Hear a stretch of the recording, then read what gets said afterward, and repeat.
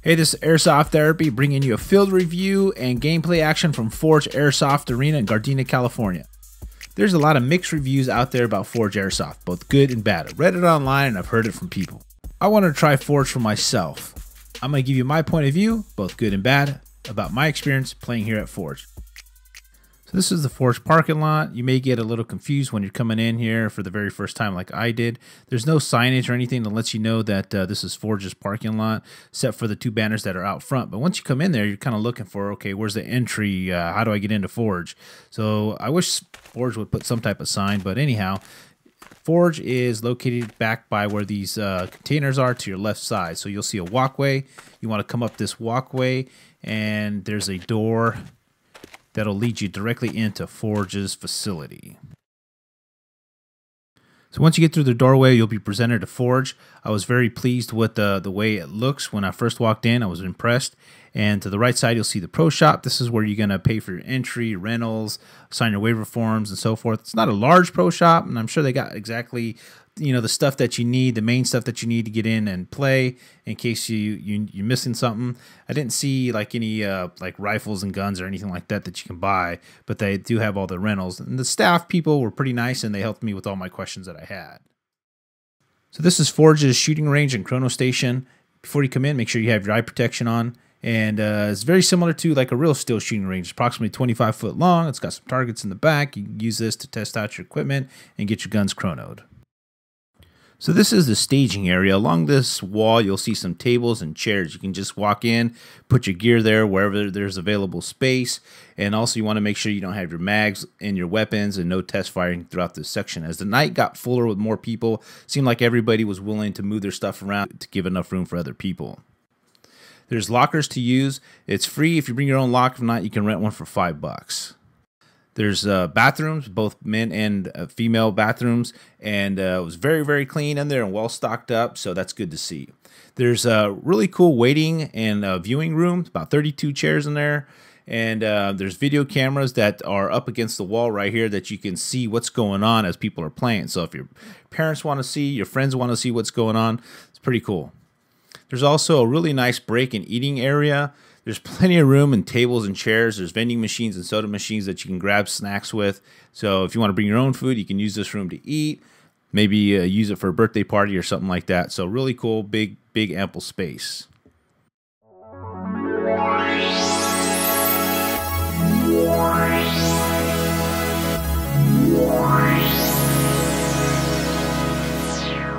Once the game's ready to start, they're going to call us over here, and then we can put our masks on. We go through these double doors. And I have some safety gear recommendations, especially for new players. I believe you should have full face masks, gloves, long sleeve combat shirt, and neck protection. The reason why I'm recommending this is because you're going to play full force, no distance rule engagement. That means you'll be shot point blank, and it doesn't feel good if you don't have the right gear on. So that's just my recommendation. Of course, you can wear what you want to wear. You come through these double doors, and you will be taken to the dead box pregame area. The refs here will go over all the rules, make sure you understand everything correctly, answer any questions you may have, and then separate the people and get the team set up. Once you're playing and you get shot, this is going to be the area that you come back to as the dead box. The refs did a really good job with this.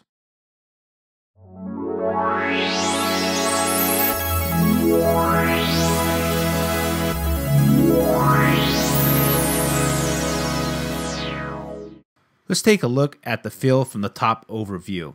It's kind of built like a U shape. You got rooms to your right, rooms to your left, and then alongside those rooms, you have a long hallway that goes from the front to the back. In the middle, you got a corridor. Each room has different types of furniture. It gives you different feel, different layout. Each room is connected in between through hallways and doors. So it's really great because it gives you different hiding spots and different angles. And even though the rooms may be similar in size, but it really changes everything up. In the back, you have different rooms and hallways and corridors and closets. So this gives you a really good idea of what's going on from a top view. The ref walks around this area. Of course, he's got a great bird's eye view of what's going on, making sure the players are playing correctly and make sure there's no cheating going on and so forth. So let's take a closer look down at the field level and go through each room. So let's take a look at the first room from your left-hand side when you're going into the field. And we're going to work our way around the field going clockwise. So this is the first room, the classroom. I'm going to go ahead and close the door here so you kind of get an idea what it looks like if you're coming from behind and you've got to clear this room that's in front on the other side of the doorway. So this is what it looks like. You got to be careful when you're opening these doors. You're allowed to shoot from the crack side of where the door opens, but not through the where the hinge side is. This is the door that connects to the second room on your right-hand side. You can't lock the doors. You can close them. This is the hallway, the corridor section, the little mini hallway. It gets pretty tight in there if you got 3 or 4 people behind you. And there's a doorway that closes right there, so you can close those out. This is what the second room looks like. You got some furniture in there. There's a closet back here that people can hide in, so you got to be careful. And it's dark, so if you're wearing all dark, and somebody can take you out if you're not paying too much attention. This doorway takes you back into the middle section. And then to your left, there's another doorway, hallway that connects to the back into that room, and it connects back into the third room. That's over there. So as you can see, there's plenty of ins and outs and all over the place. And then you got to watch some of this furniture because you got tight sections where people can hide in there, and you're not paying attention, they can shoot you. Come back. So now we're looking at the third room. This is what it kind of looks like when you're going into from the hallway section. And you can see some couches and so forth. And then there's 3 doors that actually connects here. You got the door to your right, the door in the middle, and this door on the third side. So it takes you back into the middle section. And then the middle section to your left, there's some hallway that connects and takes you to the very back area. Or you go through this dark hallway and it takes you back into this room again. So you got to be careful on your angles and so forth when you're clearing these rooms out. This very back corner, you find a couch there. There's a doorway, and then behind the bookcase, it's just an empty section there, empty room. But you got to be careful because somebody can be hiding back there, and then they take you out. So this little narrow doorway, there's a room to your left. You got to watch that because I've got killed there a couple times. And then this other room here that's in the very back. So now we're in the very back of the field. This hallway with this other room that's right in front connects back to the third room, or you can go back into the middle section of the field. This doorway to the left will take you back to the second room that's exactly in the middle of the field. And then it takes you back to the third room. That's all the way to the back corner section here. Now this room will connect to the second room hallway section that's there. You got to be careful because some of these doors lead to nothing. So you open it up and there's nothing there. Didn't know what was upstairs. I didn't mess with that because it was blocked off. So now we're going to the third room that's on the very back of the right-hand side of the field. There's a bathroom in there, and then there's a doorway that takes you back to that section area so you can have a good angle of who's coming through that middle section there.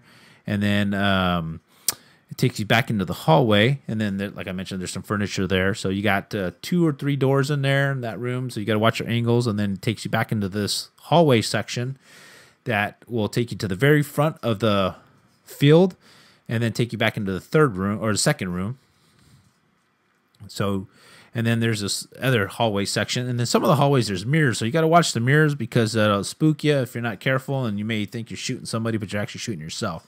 There's this restaurant area, dining room, and then this is the apartment building, I call it, just because it's got furniture like an apartment. And you got to watch it. There's like a little TV stand here, great hiding spot, and then straight back, there's a closet section here, and you got to watch that mirror again. If you close this door, this is a great spot because you can shoot right here, and you got a perfect angle at anybody that is towards the front of the dead box section area.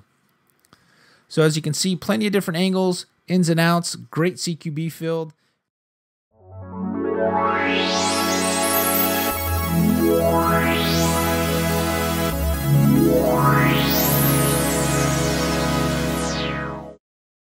It's really important to get to your spot as fast as possible once that whistle blows. As you can see here, my option is to get to this door. As soon as I open it, I immediately encounter 2 players.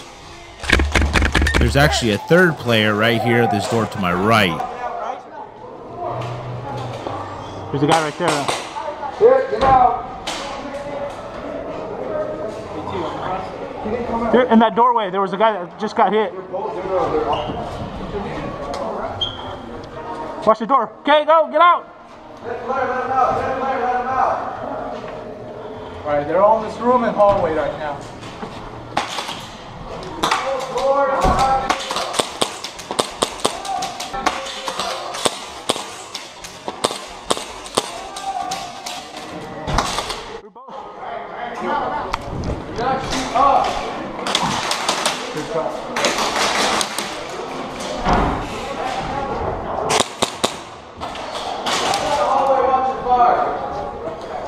Watch your right, watch your right. There's a guy to your right.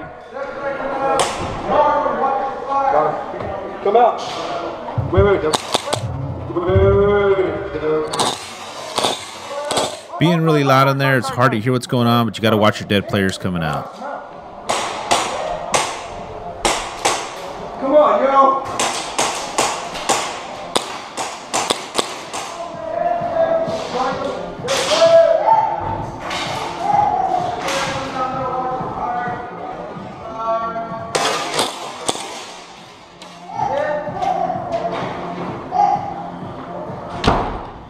Using the door for cover is great. If the door's open like this, you're not allowed to shoot through the hinge side. You have to do it from the door handle side. Hit. Go low. On the right side. On the right side. Right side. We can't get in.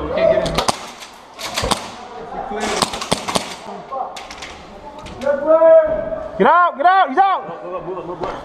You're gonna get shot. Straight back.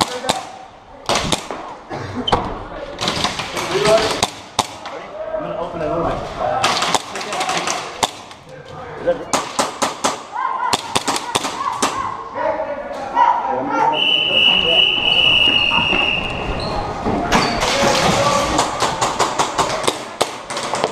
Hit. We're going to diner, sorry.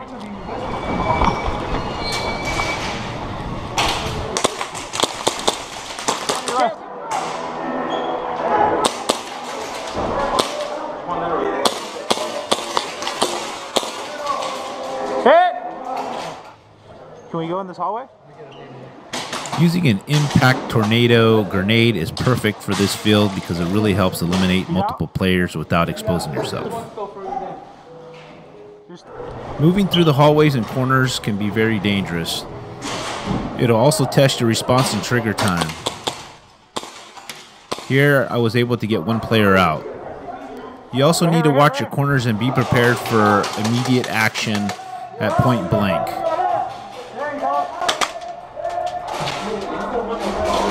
Making your way back to the dead box after you've been shot can be a little bit difficult. There's really not a specific route to get there. So you may be shot from other players not knowing that you're dead. Use a dead rag if at all possible. Once all the games are done, it's time to leave the field. Pull out your mag and make sure you take a couple shots in this white barrel so that way there's no BBs in your gun. Then you can exit the field. Here's my final thoughts of Forge Airsoft Arena. My overall experience was great. I had a really good time. I really liked the field layout and the intensity of the gameplay. Can't complain about anything specific. Met a lot of new people there. They were all pretty cool. Didn't see anybody with attitudes. The refs and the employees there were very professional. They helped with any questions that I may have. Didn't see them goofing off or anything like that. As far as the field is concerned and gameplay, I really like this CQB format. It's different than anything else that's out there that I've played before, and it will make you a better player playing here. I feel the field itself is for advanced airsofters, and the people that play here are advanced airsofters, which will only enhance your gameplay even more. I really like the no distance rule engagement because it only adds to the gameplay. For some people, it may not be cool because you probably will be shot up close and you probably will shoot people up close, but it just adds to the gameplay experience.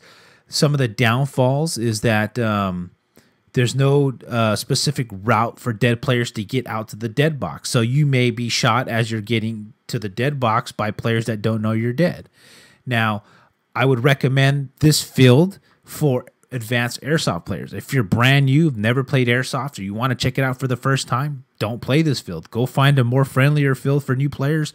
Go play there if you like it, and then come here at a later time. Or if you know somebody that already plays here, then that's great because they'll, at least express what you're going to encounter. Other than that, I really like this field. I like the intensity, fast-paced, hardcore airsoft. Can't wait to come back and try it again. This is Airsoft Therapy. I want to say thank you for watching my video. Leave me a comment and let me know what you think about it, or what other type of videos you want to see. Help me grow my YouTube channel by liking this video and sharing it with your friends. Make sure to subscribe if you haven't already to get the latest video updates. Thanks.